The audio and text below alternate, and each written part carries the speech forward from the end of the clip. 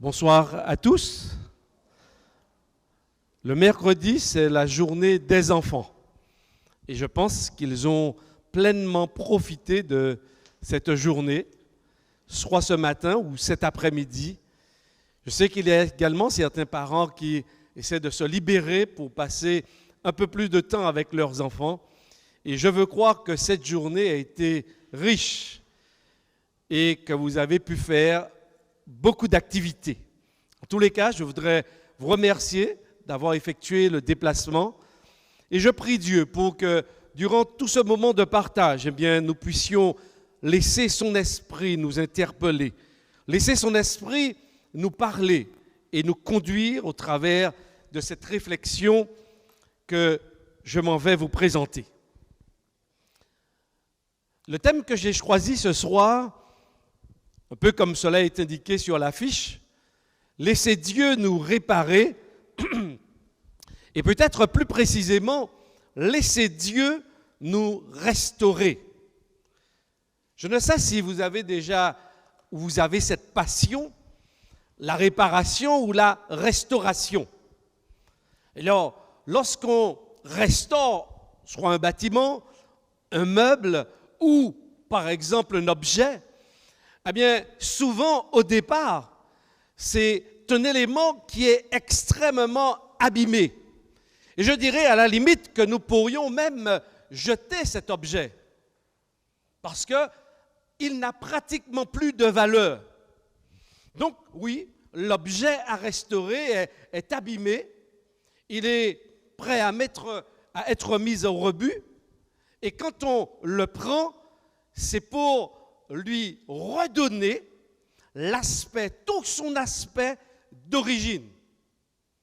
Donc effectivement, on observe que la restauration, c'est quelque chose qui prend beaucoup de temps, mais quand on voit le résultat par la suite, on est vraiment émerveillé. Ce soir, justement, j'ai choisi de nous parler, d'échanger. Alors je dis nous parce que même lorsque je prêche, lorsque je parle, l'Esprit de Dieu aussi m'interpelle.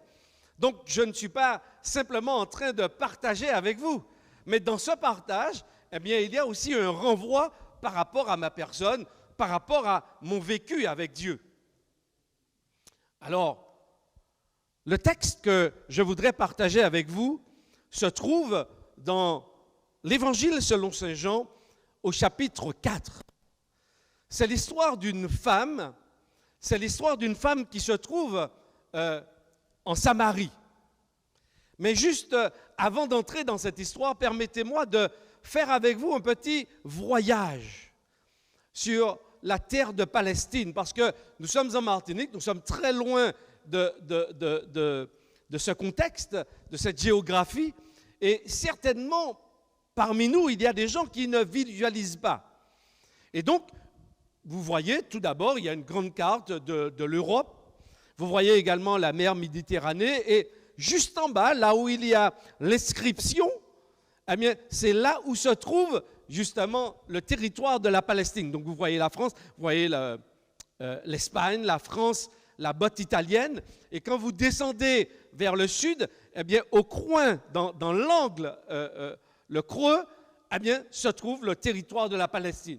Après, vous avez une carte un petit peu plus grosse qui vous permet justement de visualiser avec les différents termes, la Samarie, la Judée, la Décapole. Ça vous permet de voir un petit peu, de visualiser. Donc, le haut, bien sûr, c'est le nord, après le sud. Et vous avez la petite bande à l'intérieur, c'est ce que l'on appelle la mer Morte, qui se retrouve au-dessous du niveau de la mer. Et cette région, il fait extrêmement chaud. À l'époque de Jésus, il n'y avait pas la climatisation, il n'y avait pas non plus les voitures électriques. Et donc, les gens se déplaçaient à pied. Et donc, il faut comprendre que lorsque la Bible nous dit que Jésus, par exemple, va sortir de la Galilée pour se rendre en Judée, il doit faire plus de 100 km à pied. Donc, ça veut dire que Jésus ne fait pas les 100 km en une seule fois. Alors c'est vrai que les auteurs de la Bible, lorsqu'ils vont nous conter les histoires, ne vont pas forcément entrer dans le détail. Ne vont pas nous dire, par exemple, que Jésus a pris 4 jours pour faire le voyage. Mais on a le sentiment, en lisant la Bible, qu'ils sortent d'un point et ils sont télétransportés dans l'autre point. Mais ce n'est pas exactement cela. Il y a des distances. Et le texte qui nous intéresse, justement, va se dérouler particulièrement sur le territoire de la Samarie, près du puits que l'on appelle le puits de Jacob. Alors, pour ceux qui voient bien l'image, il y a juste un puits, vous voyez en image Jésus avec une femme. Eh bien, nous allons nous focaliser sur cette histoire ce soir et voir justement, eh bien, premièrement, les obstacles qui peuvent être posés dans nos vies par rapport à notre rencontre à Jésus.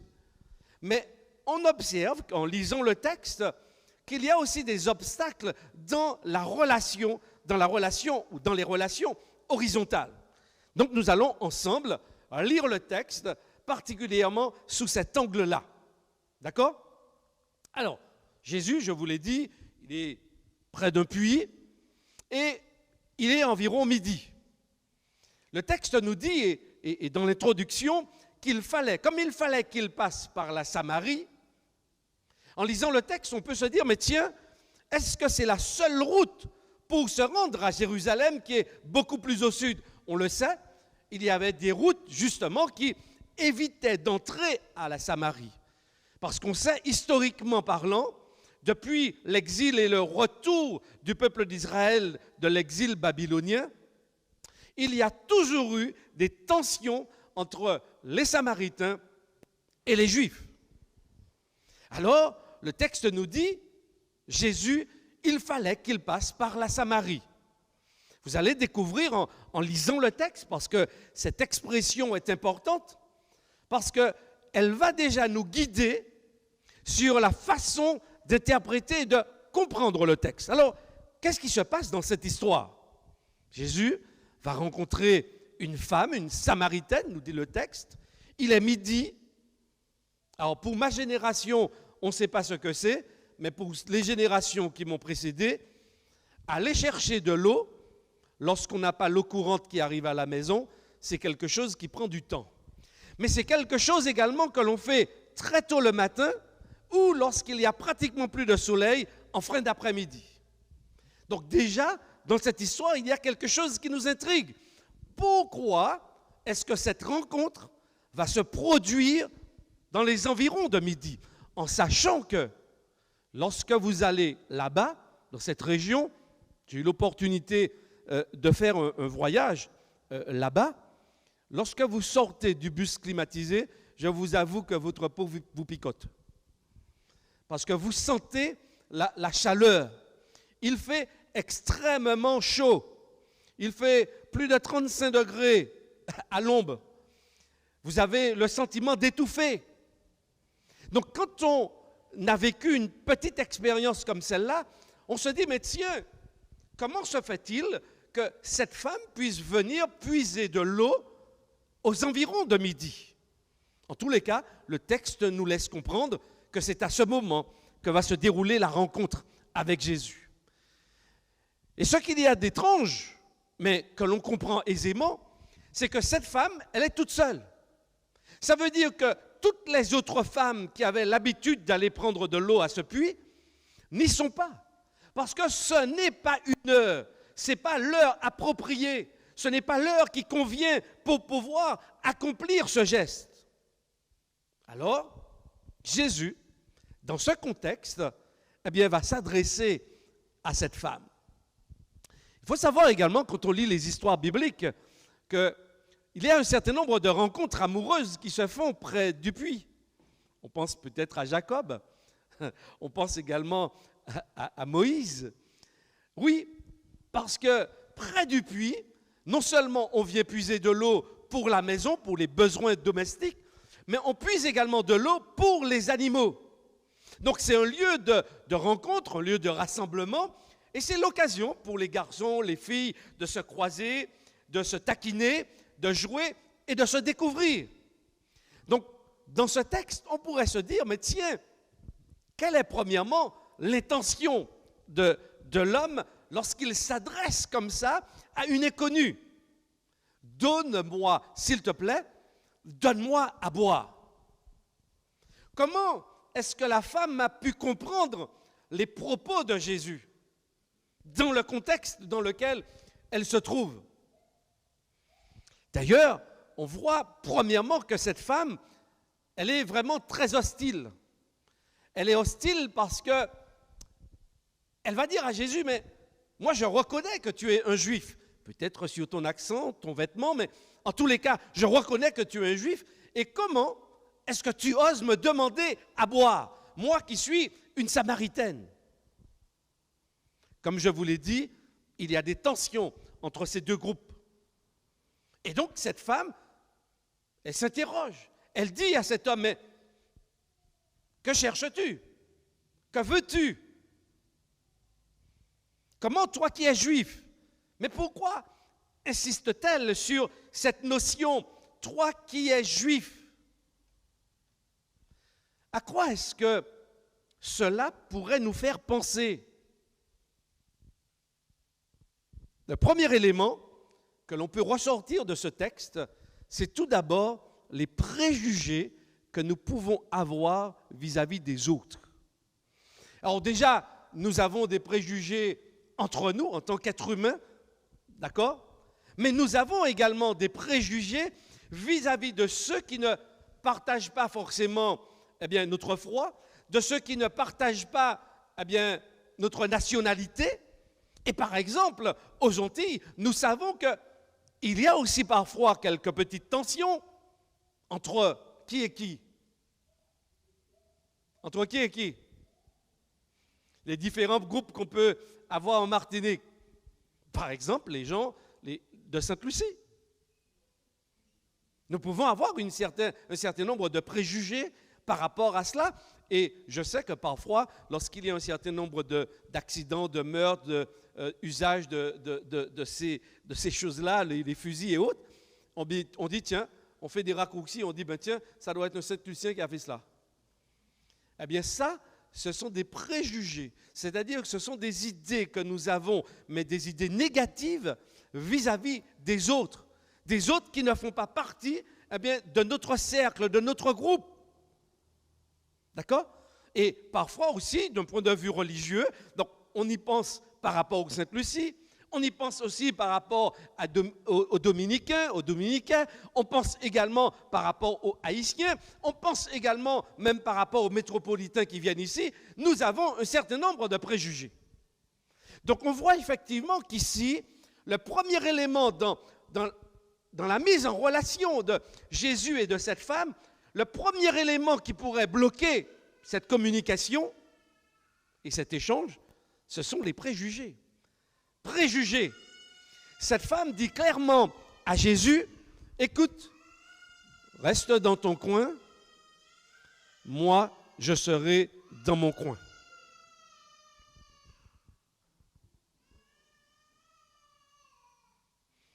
On n'a pas de préjugés par rapport aux mamans et aux enfants, hein?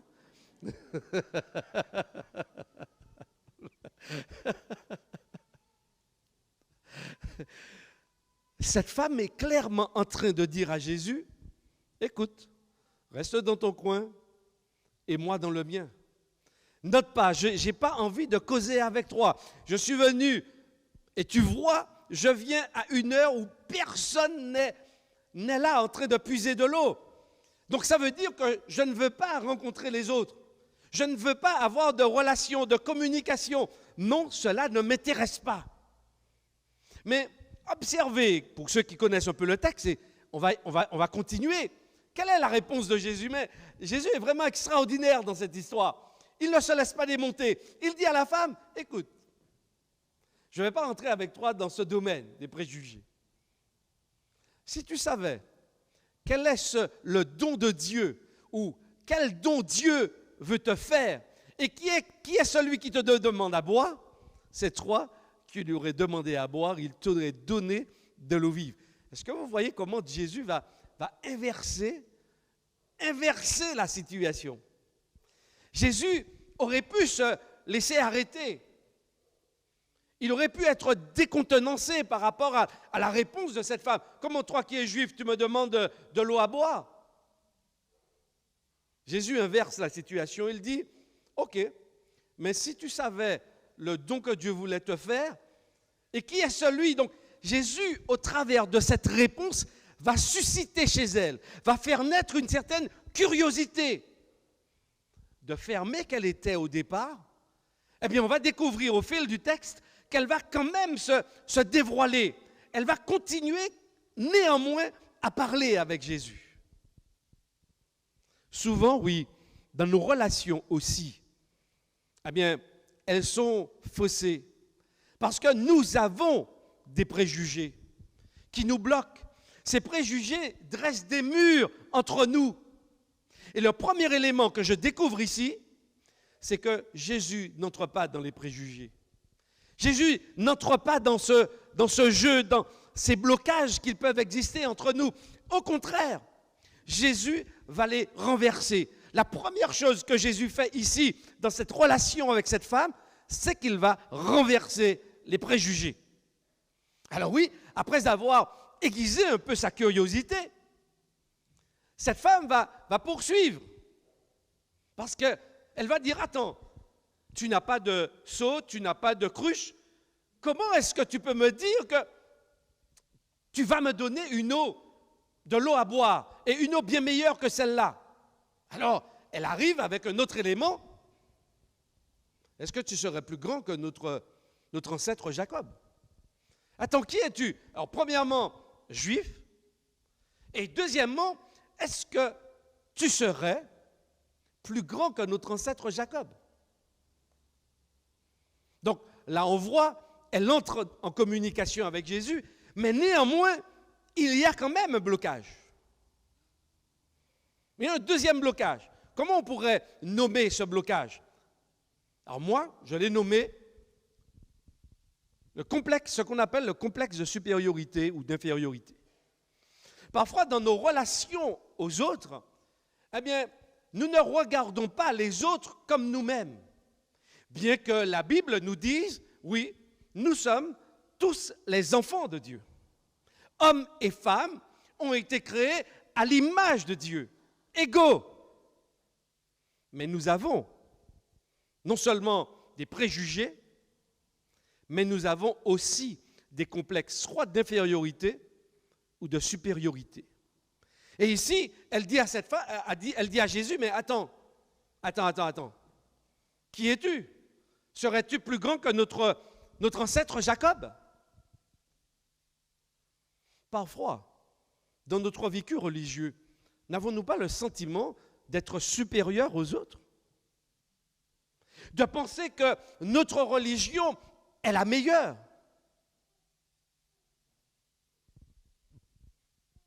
Qu'en pensez-vous? Je laisse encore travailler. Oui. Nous avons malheureusement parfois ce sentiment.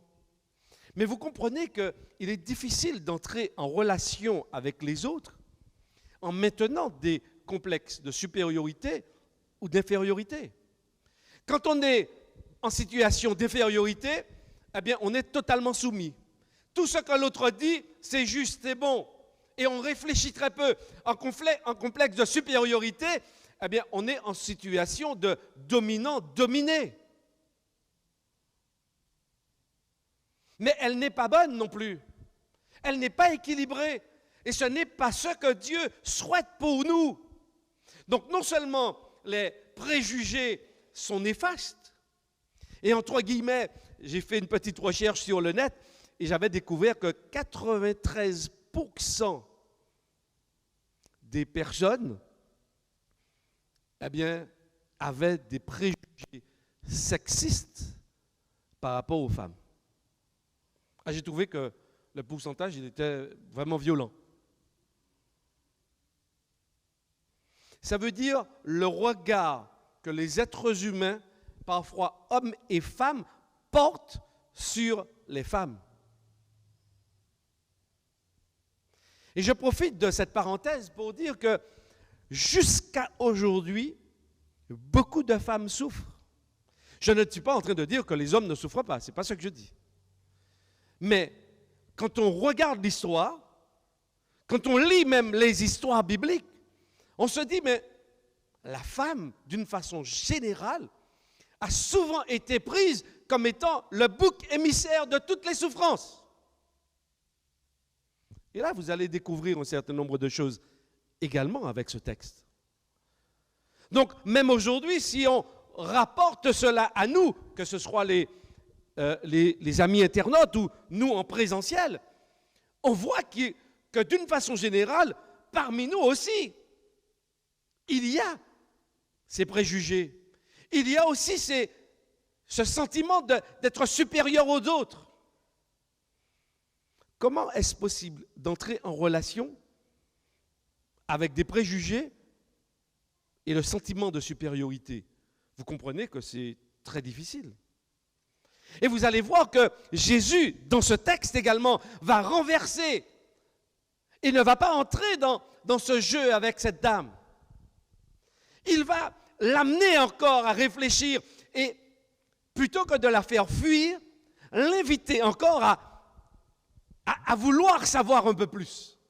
Et Jésus va lui dire, écoute, l'eau que je te propose, tu ne vas jamais la puiser dans ce puits. Et l'eau que je te propose est tellement extraordinaire qu'elle va jaillir jusque dans l'éternité. Vous observez que souvent, quand nous ne sommes pas bien avec nous-mêmes, en phase avec nous-mêmes, en phase avec Dieu, les deux premiers éléments nous ont déjà totalement bloqués. Préjugés, complexe de supériorité, là on ne va pas plus loin.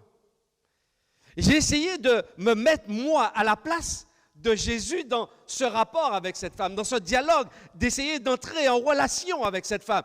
Je me suis dit, moi, je ne sais pas si à la première interrogation, si j'aurais continué.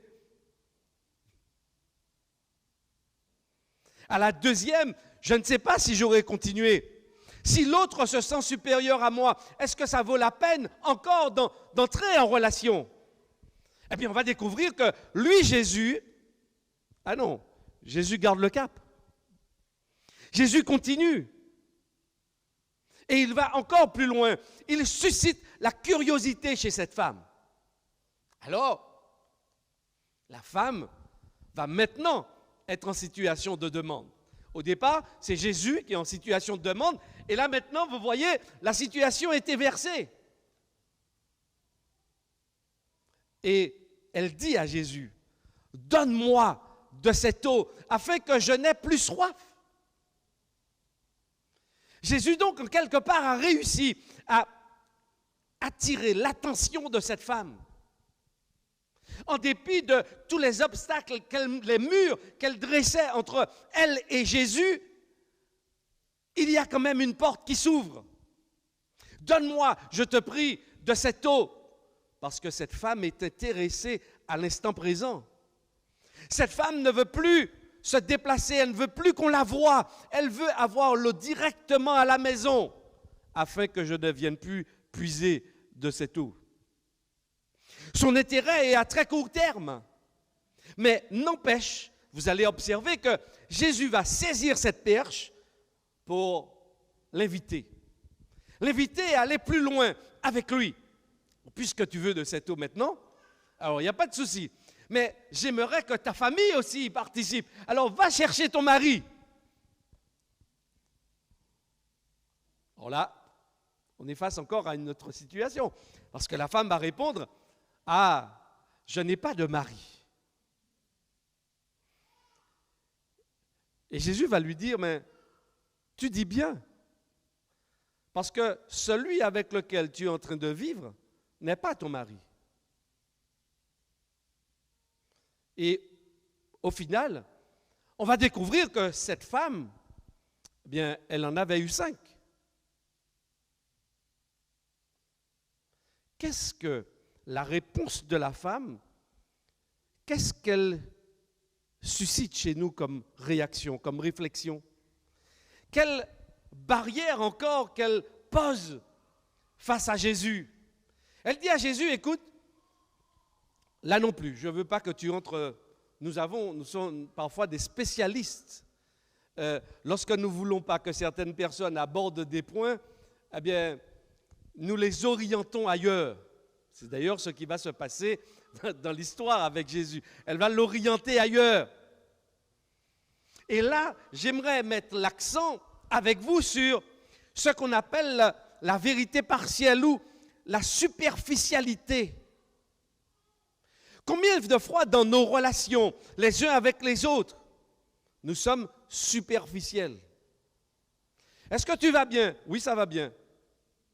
Pourtant, la journée a été atroce. Mais on ne veut pas entrer dans des relations. Mais en fait, à force de poser des actes comme ceux-là, notre vie parfois devient superficielle.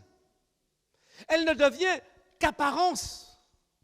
Mais vous observez que Jésus, lui, il ne va pas rester aux apparences. Parce que Jésus va lui dire, « Ok, d'accord, tu n'as pas de mari. » Jésus va lui dire, « Non, tu en as. Ta vie. » On voit bien que cette femme, au fond d'elle-même, est abîmée. On voit d'ailleurs le moment où elle a choisi de puiser l'eau, nous montre très bien qu'il y a un mal-être, un malaise. Il y a une souffrance chez cette femme.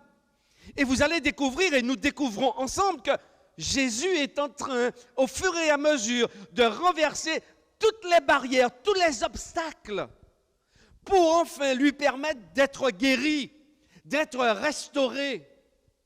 Cette femme se pense bien dans la relation avec Jésus. Mais Jésus, lui, il veut aller beaucoup plus loin. Hier soir, je vous disais que le Dieu de la Bible, Jésus, ne veut pas se contenter de la superficialité avec nous. Jésus, au contraire, veut aller au plus profond. Jésus veut nous restaurer. Restaurer, c'est rétablir ou reconstruire dans l'état premier.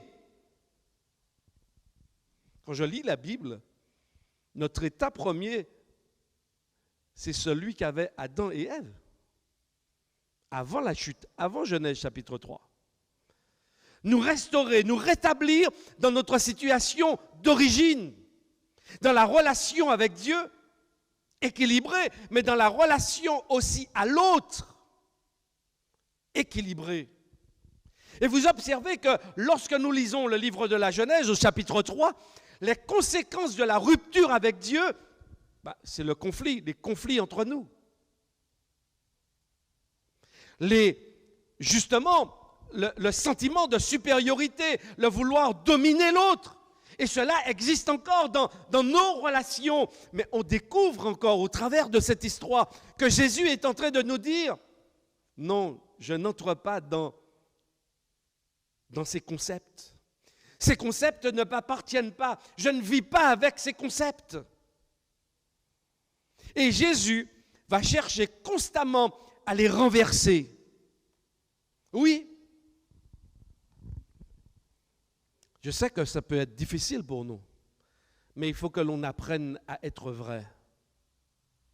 Vrai avec Jésus, vrai avec les autres. C'est ce que l'on appelle l'hypocrisie. L'hypocrite, c'est un acteur, c'est quelqu'un qui joue un jeu de rôle. Mais avec Jésus, vous observez qu'on ne joue pas de jeu de rôle. Lorsque Jésus entre en relation avec nous, c'est pour aller au plus profond, parce que Jésus veut nous restaurer, il veut nous guérir. Jésus veut nous réparer. Jésus veut nous réparer. Mais nous, parfois, posons des barrières dans notre relation avec Jésus. Parfois, nous avons du mal, peut-être par rapport à nos blessures passées, à nous ouvrir.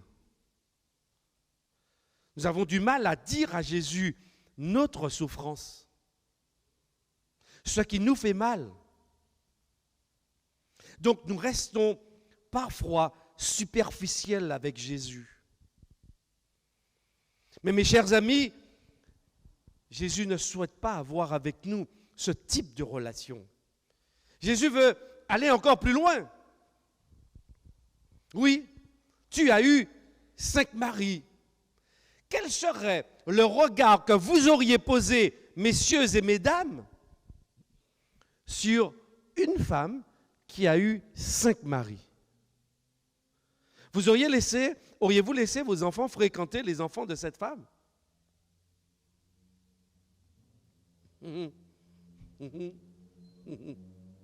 Vous auriez laissé vos enfants fréquenter les enfants de cette femme?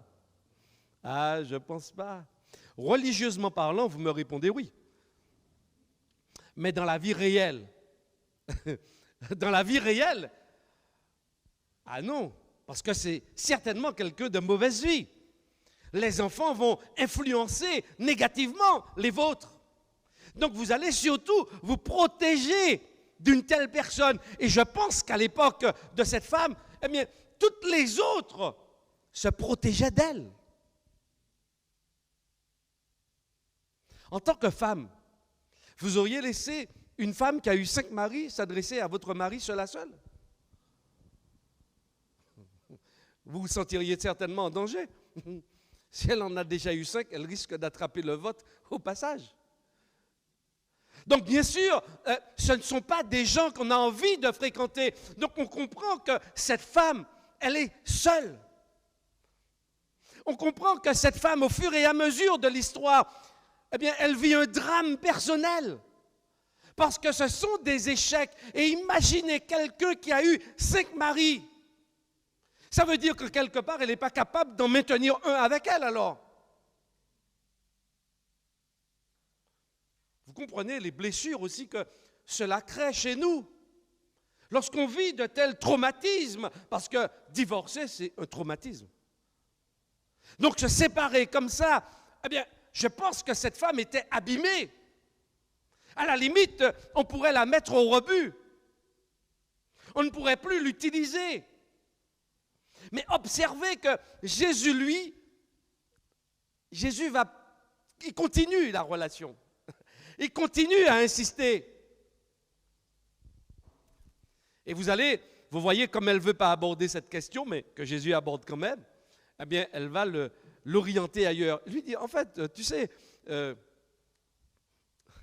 vois que tu es un prophète parce que tu es en train de me dire ma vie.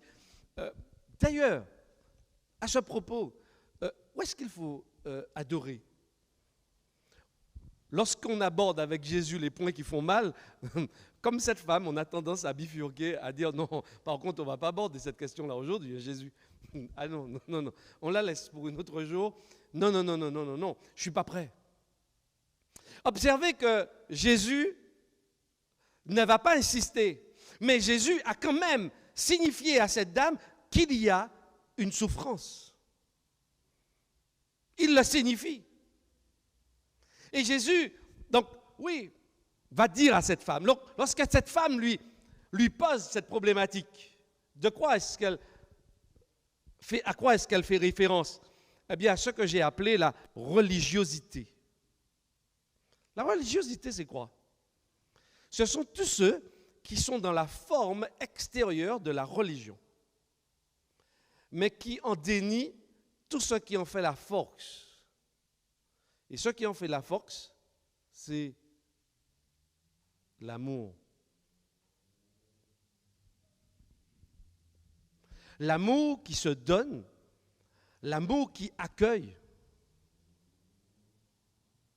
Cette femme, oui, elle pose la question, où est-ce qu'il faut adorer? À Jérusalem ou sur cette montagne?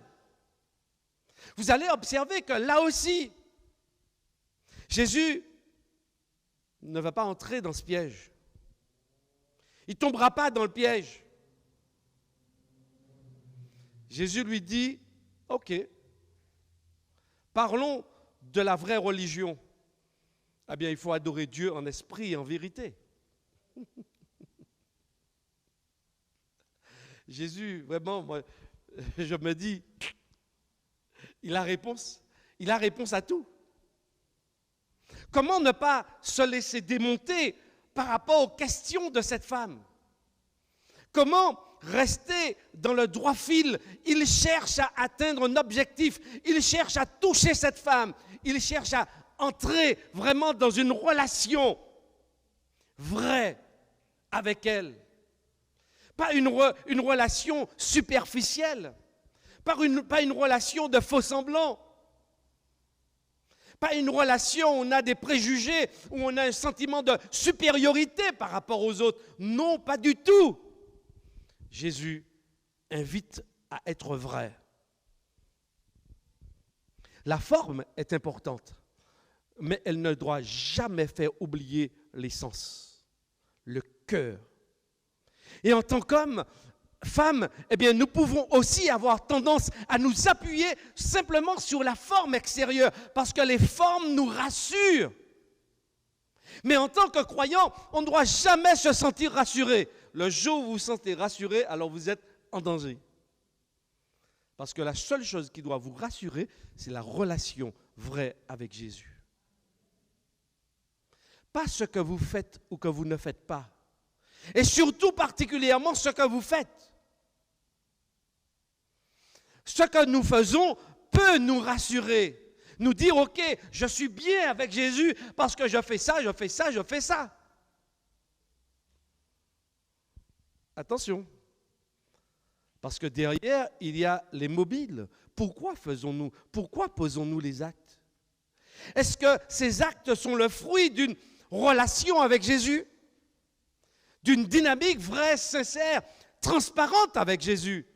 Ou est-ce au contraire simplement des actes que nous posons pour nous rassurer? Alors oui, la religiosité peut être un danger pour beaucoup. Elle peut nous éloigner véritablement de l'objectif à atteindre par Jésus. Et Jésus lui dira, donc ni sur cette montagne, ni à Jérusalem. On n'ira pas sur cette piste-là. Mais par contre, ce que Dieu attend, c'est de vrais adorateurs. Ceux qui l'adorent en esprit et en vérité. C'est-à-dire des gens qui l'adorent indépendamment du lieu où ils se trouvent, mais qui restent toujours sur le chemin de ce que Dieu attend d'eux. Ce n'est pas le lieu qui doit nous rassurer, mais c'est la présence de Jésus en nous.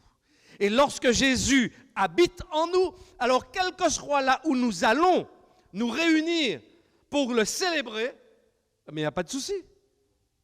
Il est avec nous.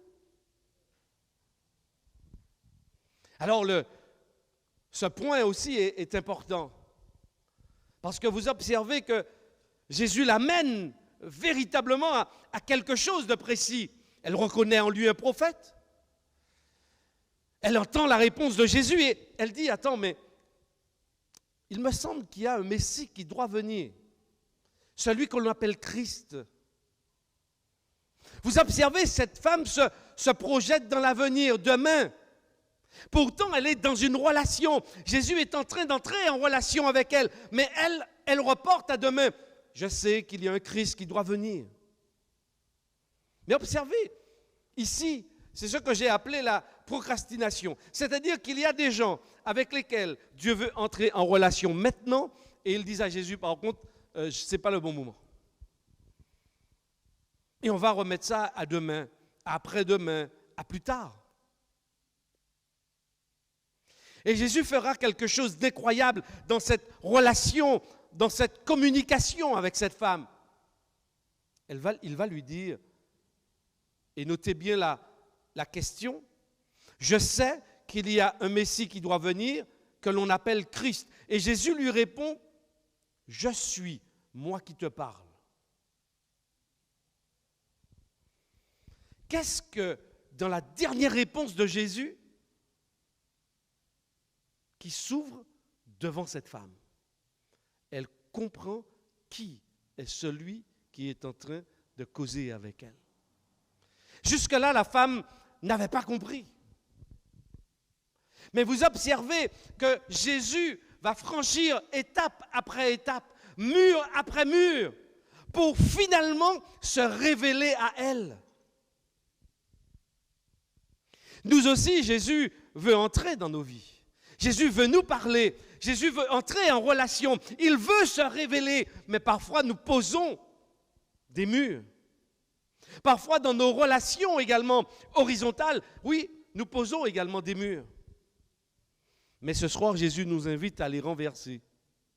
Jésus nous invite à faire quelque chose d'extraordinaire, le laisser entrer au plus profond de notre être, nous restaurer et observer ce qui se passe. Et c'est là où je parle de restauration. Qu'est-ce qui se passe à la fin du récit?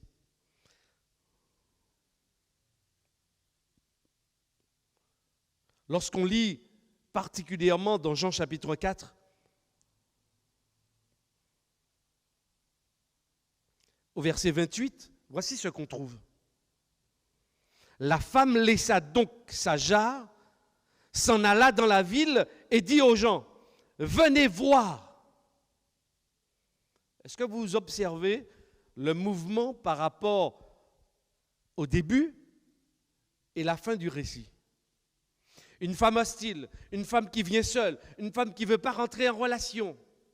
Et brusquement, le texte nous dit que la femme qui était venue puiser de l'eau laisse sa cruche. Qu'est-ce que ça veut dire? Est-ce que ça veut dire dans le texte qu'elle a trouvé l'eau dont elle avait besoin? Oui. Oui, parce qu'elle laisse sa cruche, donc elle l'a trouvée. Alors oui, ce n'était pas l'eau pour accomplir ses tâches ménagères, mais elle a trouvé la véritable eau. On a le sentiment, en lisant le texte, que cette femme, sa soif a été étanchée. Elle laisse sa cruche. Deuxièmement, elle ne se contente pas de laisser la cruche, mais elle s'en va dans la ville. Elle était venue puiser de l'eau, maintenant elle est dans le mouvement inverse. Elle s'en va dans la ville. Elle retourne dans ce lieu de souffrance, là où elle souffrait. Elle retourne. Et le texte nous dit qu'elle parle aux habitants. Elle vient puiser de l'eau aux environs de midi. Elle ne veut rencontrer personne. Elle veut être seule. Lorsqu'elle rencontre Jésus, lorsqu'elle prend conscience de qui est Jésus, elle reçoit en même temps cette eau vive. Son cœur est rempli, il déborde. Et qu'est-ce qu'elle fait? Elle fait le mouvement inverse. Elle avait peur des autres, elle n'a plus peur des autres. Et elle va dire dans son témoignage, « Venez voir un homme qui m'a dit tout ce que j'ai fait. » C'est quand même incroyable. Ça veut dire que cette femme, avec Jésus, dans ce dialogue qui est très court, parce que certainement il a été un peu plus long, mais dans ce dialogue qui nous est présenté, il y a une véritable restauration. Cette femme est vraiment libérée. Cette femme retourne. Et elle dit aux gens, alors nous avons peur de notre passé, on le cache. Mais elle dit aux gens, venez voir quelqu'un qui m'a dit tout ce que j'ai fait. Donc ça veut dire que cette femme, avec Jésus là, dans ce dialogue, elle a fait le point. Elle a laissé Jésus guérir cette douleur, ce traumatisme, ces souffrances. Parce que maintenant, elle peut en parler sans souffrir. Elle peut en parler comme un témoignage. C'est quand même incroyable. Et quand vous lisez la suite du texte, les habitants de la ville, interpellés par ce que cette femme dit, vont se déplacer pour aller vers Jésus. Mes chers amis, mes bien-aimés, dans cette expérience de vie, dans cette rencontre entre Jésus et cette femme, je me rends compte en fait qu'il s'agit de moi et de Jésus. De tous les obstacles que je pose dans ma relation pour que Jésus ne me dérange pas trop. Mais je me rends compte en fait que Jésus veut vraiment me restaurer. Est-ce que ce soir tu as envie de laisser Jésus te restaurer? Est-ce que ce soir, tu as vraiment envie d'être restauré, d'être remis ou remise dans ton état premier, initial, enfant, fille et fils de Jésus? Être disciple de Jésus, entrer dans cette dynamique, dans cette généalogie de Jésus, eh bien c'est comme cette femme. Laissez Jésus renverser tous les murs, toutes les barrières, toutes nos conceptions pour entrer dans un nouveau schéma de pensée et de vie. Et vous observez que tout ce qui lui faisait peur avant, eh bien, elle fait face. Parce qu'elle a rencontré celui qui a étanché sa soif. Certainement, ce soir, il y a quelqu'un qui m'écoute, quelqu'un sur le net, quelqu'un en présentiel qui a besoin de Jésus. Certainement, il est comme cette femme, il ne sait pas qu'il a besoin de Jésus, mais Jésus sait que cette personne a besoin de lui. Alors, je l'invite, cette personne, à laisser Jésus venir restaurer son existence. Lorsque nous laissons Jésus nous restaurer, on n'est plus comme lorsqu'on est venu vers lui. On repart différent, transformé. C'est ça Jésus. C'est ce que Jésus veut faire avec toi. C'est ce que Jésus veut faire avec moi. Si tu le souhaites, alors je t'invite à te mettre debout avec moi, tandis que les chants reviennent. Et nous chanterons ensemble ce chant thème tout à l'heure. Mais nous allons prier. Prier pour que Dieu continue à frapper à la porte de notre cœur. Et qu'on ne puisse surtout pas,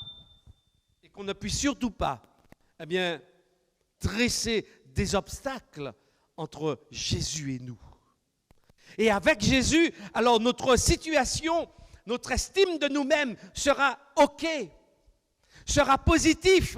Et nous verrons également les autres avec les yeux de Jésus. Nous allons aussi apprendre à entrer en relation avec ces personnes. Nous allons aussi être véritablement ces témoins, ces amis, ces disciples que Jésus aime. Prions ensemble. Notre Père et notre Dieu, nous voulons de même cœur te remercier pour ta parole. Te remercier parce qu'au travers de l'histoire de cette femme, de cette rencontre avec cette femme, nous nous retrouvons. Nous voyons également tous les murs que nous dressons, peut-être de façon inconsciente, nous dressons entre toi et nous.